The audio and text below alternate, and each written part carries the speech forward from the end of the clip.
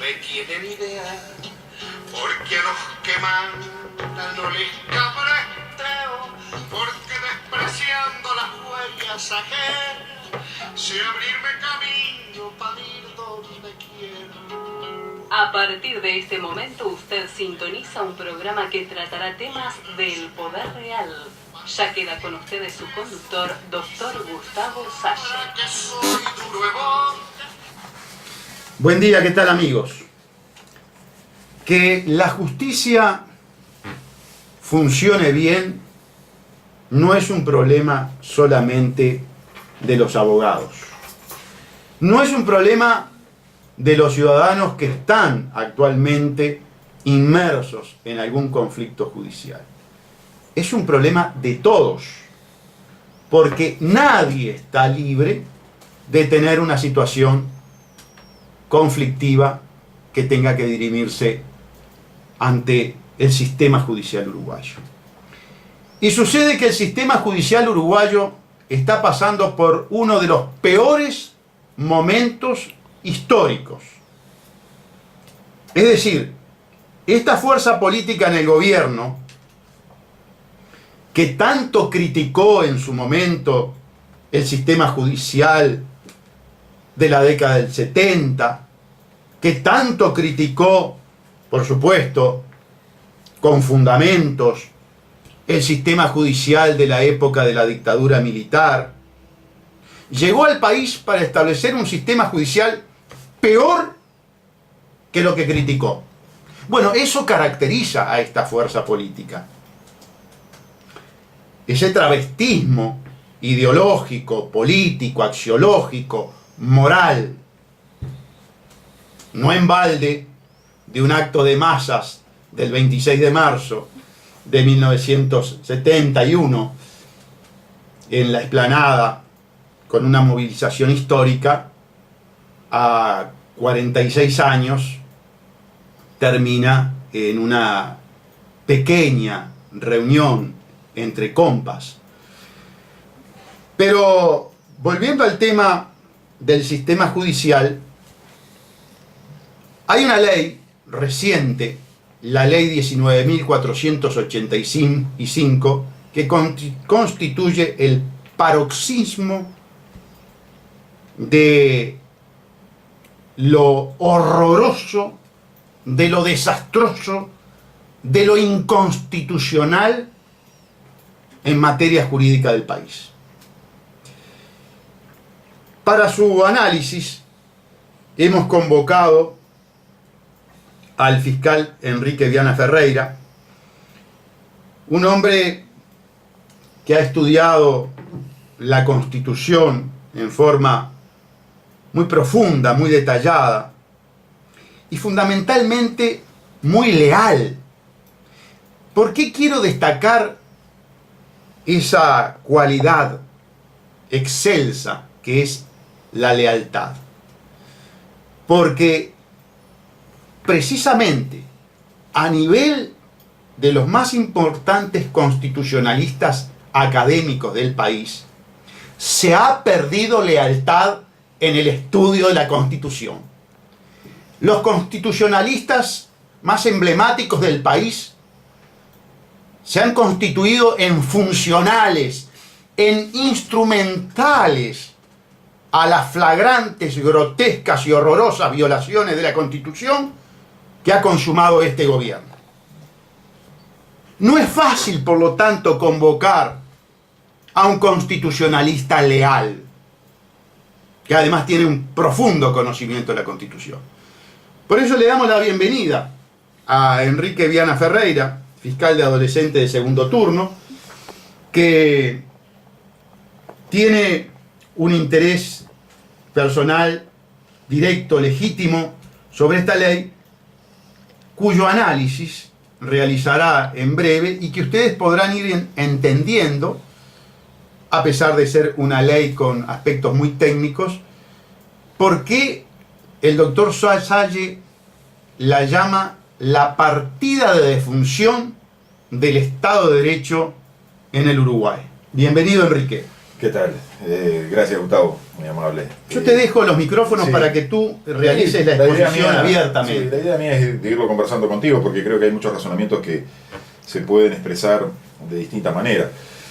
Esta ley genera, al que la lee por primera vez, reconozco que no bien fue promulgada, fue el primer contacto que tuve con la misma, genera varias sensaciones, ¿no? Perplejidad, bochorno e indignación, ¿no? Por eso conviene que le expliques previamente y someramente al pueblo uruguayo, a quien nos escucha, mejor dicho, de qué se trata, para que después Correcto. entrar a la exégesis. Esta ley tiene una cantidad de antecedentes, algunos legislativos también, pero todo se origina en aquella famosa ley de presupuesto del gobierno del presidente Mujica, donde aparentemente por error, cuando se establece un aumento salarial para los ministros, secretarios de Estado,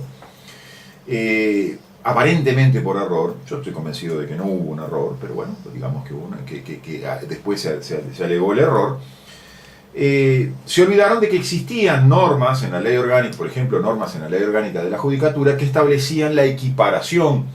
¿Qué quiere decir con eso? O el enganche, como mal habladamente se ha utilizado. ¿Qué quiere decir eso?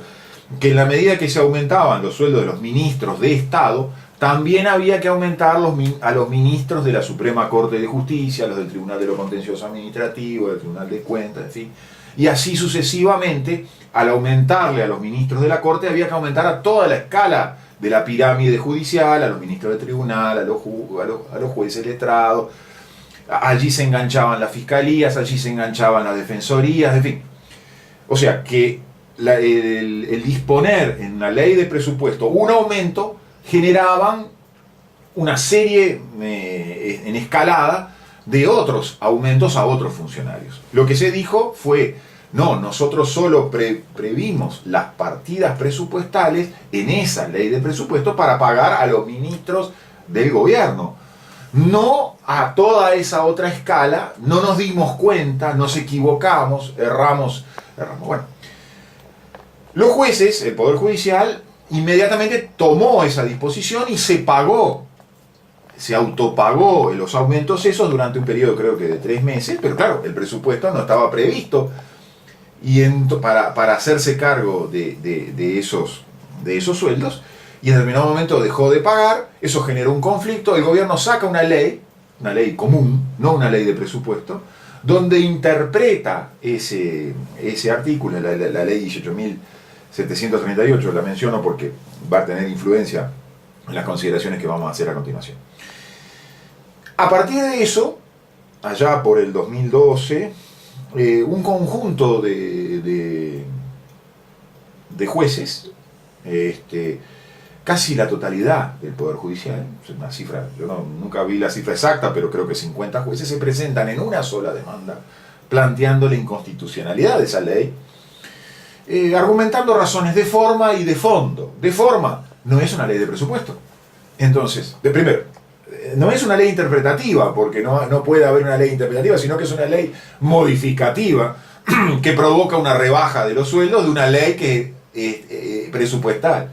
O sea, y al mismo tiempo no es una ley de presupuesto. Entonces, al no ser una ley de presupuesto, no puede establecer modificaciones de salarios, entre otras cosas, por no ser una ley de presupuesto, por no tener formalmente ser una ley de presupuesto. Cuando digo ley de presupuesto, y esto incluye para los siguientes razonamientos, incluyo también las leyes de rendición de cuentas, que son que son anuales, que se tienen que dar en un plazo determinado y que son como pequeños ajustes, o grandes ajustes muchas veces, que se hace de la propia ley de presupuesto. Que hay una en cada periodo político del país. Bueno, a partir de se presenta esa demanda, argumentando razones de fondo y razones formales, como mencionamos, y en determinado momento surge una sentencia, la sentencia 600 del 2013 de la Suprema Corte de Justicia integrada, que quiere decir, como los ministros de Corte de aquel momento estaban entre los demandantes, no podían aparecer como los que iban a juzgar esa situación de inconstitucionalidad o no. Entonces aparecen otros jueces y ministros y dictan que no habían demandado. En algún lado se dijo que que habían quedado algunos jueces especialmente apartados para no demandar. Eso provocó incluso que el presidente Mujica hablara, y creo que con razón, lo tengo que decir que con razón, de que había un juez y parte. Bueno, lo cierto es que esa sentencia declaró la inconstitucionalidad de esa disposición interpretativa que pretendía decir hubo un error, no quisimos decir lo que dijimos. Eso provocaba que quedaba vigente esa otra norma, pero al mismo tiempo provocaba que no estaban las partidas presupuestales asignadas por una ley de presupuesto para pagar esas cosas. Bueno, correcto. A partir de ello, no voy a entrar en los detalles porque sería aburrir y además sería meternos en un corral impresionante. Surgen distintas disposiciones legales, hay sucesivas interpretaciones y modificaciones, la última, o la penúltima, mejor dicho, la 19.310, donde allí ya se habla de que va a haber una partida única para pagar esa retroactividad generada por no haber pagado desde aquella fecha del 2010 hasta ahora. En fin, al mismo tiempo hubo algunos adelantos que se hicieron en virtud de algunas otras leyes que asignaron presupuesto. Bueno, ha habido una cantidad de cosas, pero el conflicto siguió, porque cuando se planteaba la inconstitucionalidad, enseguida el Poder Ejecutivo planteaba una nueva ley con un nuevo viraje al asunto, y eso en teoría obligaba a plantear esa nueva inconstitucionalidad. Eso se complica además porque hay una cantidad de juicios ya reclamando los montos en dinero. Hay juicios en trámite hoy reclamando los montos en dinero en función de las inconstitucionalidades y en función de esa deuda que tiene el Ejecutivo respecto, por ejemplo, de los jueces, de los fiscales, de los ministros de la Corte, de los ministros del TSA, en fin. Bueno, todo ese entrevero en determinado momento llega a fines del año pasado a una especie de solución. Para esa solución se agrega un elemento más todavía a este entrevero y este embrollo, que es la ley de negociación colectiva. Jueces, fiscales, reitero, cuando hablo de jueces y fiscales hablo incluso de los ministros de la Suprema Corte de Justicia, ministros del Tribunal, gremios de jueces y fiscales, se someten, entre comillas, a la negociación colectiva que está prevista. La negociación colectiva de los funcionarios públicos está prevista en una ley también reciente, la 18.508, y a partir de eso se firman unos convenios colectivos, es decir, unos convenios sindicales, unos convenios gremiales, donde comparecen, se hacen ante el ministro de Trabajo, porque la ley lo dice, que esa negociación colectiva se tiene que hacer en el Ministerio de Trabajo, se hacen ante el ministro de Trabajo, pero con la presencia en la misma sala, firmando ese convenio, de los representantes de la Suprema Corte de Justicia como Poder Judicial, de los representantes de los gremios judiciales y así de los otros gremios, ¿no? Y se firman distintos convenios con fecha 28 de diciembre del año pasado, 2016. Allí ya se dice en esos convenios que se va a tener que dictar una ley. En esos convenios, esa es una cosa bastante interesante, porque que en la ley se reconozca, que en el convenio se reconozca que va a tener, que el Poder Ejecutivo se compromete a que en el proyecto de ley va a incluir estas cosas que se están conviniendo en estos convenios colectivos. Un paréntesis hago en el medio de esto. ¿A dónde nos puede llevar a veces la sindicalización o la sindicación, como se dice a veces, algunos hablan así, de los funcionarios públicos?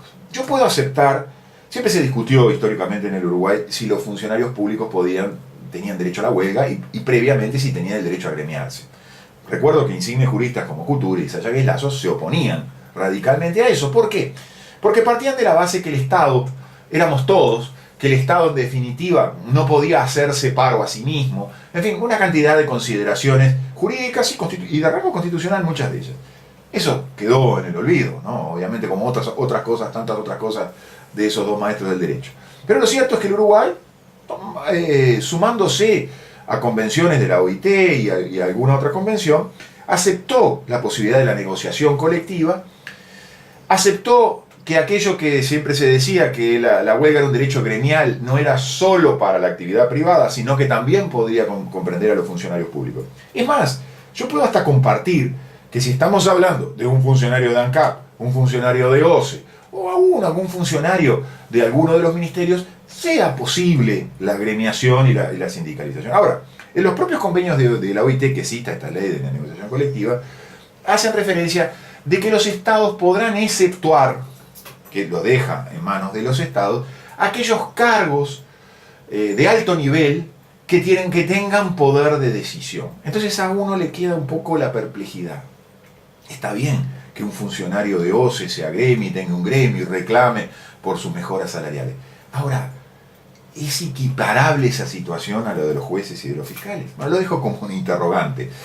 Lo cierto es que ir a la sindicalización, ir a un convenio colectivo, supone, entre otras cosas, ir a un acuerdo privado.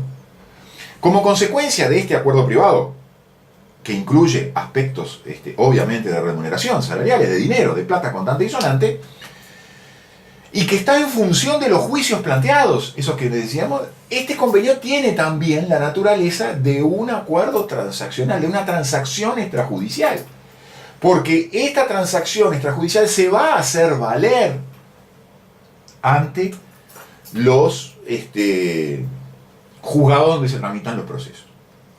Ahí entramos en las perplejidades de, bueno, para dar por culminado, por la vía de la transacción, claro, por uno de los modos de culminación del proceso, ese proceso es el acuerdo entre partes. El acuerdo y de las partes. el juez, probablemente que lo clausure, es el juez firmante del convenio. O quizás no, porque quizás fue alguno de los jueces que no firmó la demanda y que entonces en teoría está en condiciones de resolver. Pero lo cierto es, y ahí empezamos en el análisis concreto de esta ley 19.485, esta ley que causa perplejidad, que causa bochorno, indignación también y bochorno sobre todo, pero que yo coincido contigo que es una ley que va contra, que hace desaparecer, hace naufragar el Estado de Derecho, indudablemente.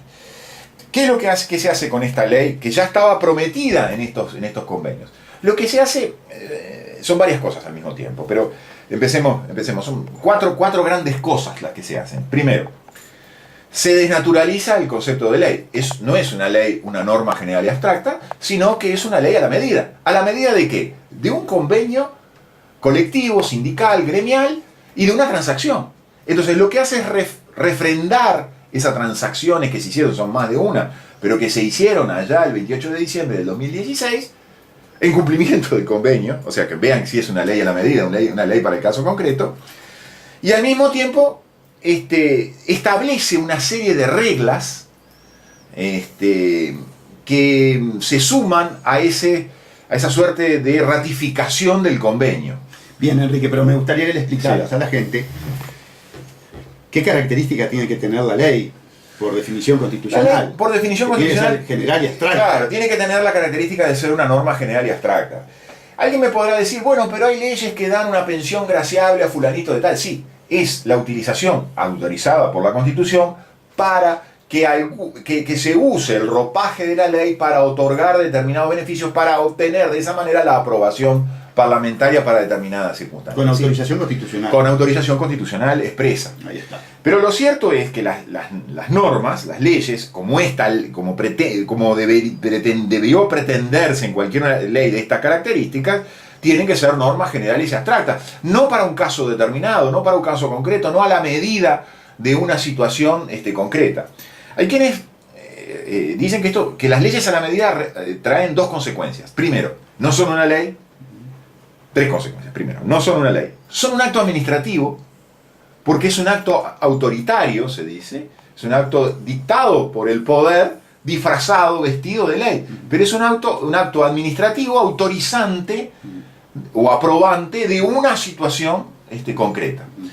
Y al mismo tiempo son una sentencia judicial, dicen algunos. ¿Por qué? Y en este caso se ve muy claro. Porque le resuelven al juez un caso en concreto, no en forma abstracta, indeterminada. Le resuelven al juez. Bueno, esta ley reúne todos los requisitos para desnaturalizar el concepto de ley. No es una ley, no es una norma general y abstracta, por lo tanto, primera razón de su inconstitucionalidad. Es el paroxismo de la desnaturalización de la ley. De la ley, exacto. El legislador haciendo exactamente todo lo contrario de lo que le pidió el constituyente. Correcto. Acá, digamos que lo que se hizo el 28 de diciembre fue un contrato, que en definitiva es un contrato, un acuerdo de parte. Sea un convenio colectivo, sea un acuerdo entre un grupo gremial, un grupo de asociados y otra parte, Acuerdo de partes que genera obligaciones sí, para él. Sea un pacto de logias, de cualquier manera, cualquiera de esas circunstancias, no pueden ser refrendadas expreso y exprofeso en una ley. No pueden ser el motivo de una ley, la motivación de una ley y la consecuencia de esa ley. Primera entonces, observación. Segunda observación.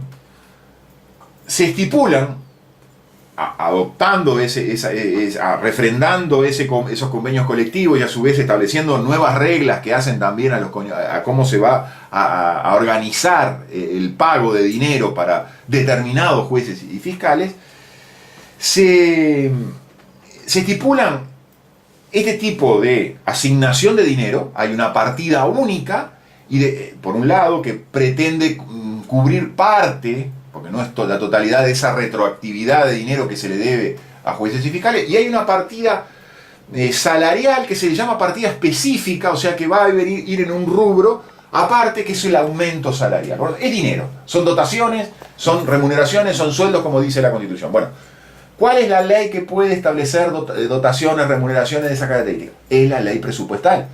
Reiteramos, cuando decimos ley de presupuestal, o ley de presupuesto o leyes de rendición de cuentas, que tienen que cumplir una serie de requisitos. Por ejemplo, las iniciativas respectivas. Si es un servicio descentralizado o es el Poder Judicial, se rigen por el artículo 220, Suprema Corte de Justicia, tiene que ser iniciativa de la Suprema Corte de Justicia. Hoy en el sistema de la Fiscalía, iniciativa de la Fiscalía General, tienen que ser llevado al Poder Ejecutivo. El Poder Ejecutivo puede presentar un proyecto alternativo, se votan uno u otro en el Parlamento, cumpliendo determinados plazos. Nada de esto se ha hecho. Inconstitucionalidad formal. No es una ley de presupuesto, no se pueden incluir en una ley de presupuesto dotaciones de funcionarios públicos, dotaciones de remuneraciones, sueldos de funcionarios públicos. Este fue el argumento número 1 de la sentencia 600, la sentencia que hizo lugar a la demanda de los 500 jueces. O sea, que la Suprema Corte de Justicia, para defender su bolsillo, utilizó el argumento de que cualquier asignación de carácter económica solamente se puede hacer a través de la ley de presupuesto. Sí, lo cual es correcto, constitucionalmente correcto. Allí interpretó bien. Está bien declarada la inconstitucionalidad. Correcto. Pero, cuando se hizo una ley que satisfizo los intereses económicos de la Suprema Corte de Justicia y de todos los jueces interesados, motivada en los mismos hechos. Motivada en los mismos hechos, para colmo, digo. Allí, como le servía, a la Suprema Corte de Justicia admitió la violación, admitió la orgía contra la Constitución que se plasma en una ley que fuera del presupuesto hace asignaciones de carácter económicas. Esto es muy importante que se comprenda, amigo, porque no estamos hablando de particulares, estamos hablando del órgano jurisdiccional exclusivo, competente en declarar la constitucionalidad o inconstitucionalidad de las leyes. Entonces, que los 5 ministros de la Suprema Corte de Justicia, por criterios económicos individuales y egoístas, modifiquen la interpretación, modifiquen el derecho. Sí, actúen contra sus propios actos, además. Actúen contra sus propios actos en una incongruencia total y absoluta. Es el acabose del Estado de Derecho. Por eso decimos que esta ley es la partida de defunción del Estado de Derecho firmada por los 5 ministros de la Suprema Corte de Justicia. Esta es la asunción por parte del órgano jurisdiccional más importante del país de la doctrina más nefasta que conozca el Uruguay, que fue propalada por el hombre también más nefasto que ha tenido la historia del Uruguay, que se llama José Mujica, el individuo que dijo: lo político por encima de lo jurídico, vale decir, la arbitrariedad por encima del Estado de Derecho, los intereses de las élites, los intereses de las corporaciones por encima de los intereses del pueblo. Así debe ser interpretada. Y esta ley, la 19.485, es hija de esa doctrina apocalíptica que termina con el Estado de Derecho, propalada, vuelvo a decir, por José Mujica y asumida por los propios ministros de la Suprema Corte de Justicia, borrando con el codo lo que habían escrito en la sentencia número 600. A esto, para complicar más la cosa todavía, se le suman dos inconstitucionalidades más. Se establece, yo te decía, un mecanismo casi al estilo del PIT-CNT, ¿no? Al estilo sindical. Yo lo vi cuando era jefe de personal en Pailana, lo vi. Yo trabajaba en la actividad privada y los laudos, y los acuerdos, y las reuniones, y los paros, y las huelgas, y las ocupaciones llevaban a acuerdos, a transacciones. Y allí se establecían mecanismos de acuerdo, de alcanzar determinado porcentaje del acuerdo para luego saber si se iba o no, con la adhesión de cada uno de los trabajadores, a saber si se iba a pagar o no el aumento respectivo. Bueno, se estableció un mecanismo así, pero se estableció en la propia ley un mecanismo que obliga a adherirse a todos los jueces, fiscales, defensores de oficio, integrantes del Tribunal de lo Contencioso, en fin, etcétera, etcétera, a adherirse. Si no se adhieren, no se les paga ni la partida única ni el aumento salarial. Esto es muy interesante porque viola el principio de igualdad, viola aquello de igual trabajo, igual remuneración, crea un doble escalafón. Va a haber fiscales que ganen... No, Enrique, yo sé que vos no lo podés decir, pero yo lo voy a decir. Es una extorsión. Es una extorsión, es un mecanismo extorsivo. Exacto. La ley 19.485 es legislación criminal. Que quede claro, es el legislador legislando una extorsión. O te adherís o no ves un mango. Eso es así. Bueno, si esto no es la extinción del Estado de Derecho, si esto no es plasmar en realidad fenoménica la arbitrariedad total, a mí me gustaría honestamente que alguien defendiera esta ley para polemizar sobre la misma. Enrique, tenemos que ir a una pausa y volvemos enseguida. Correcto. Aquí no usa leyes ningún comisario. ¿Qué es la ley extorsiva?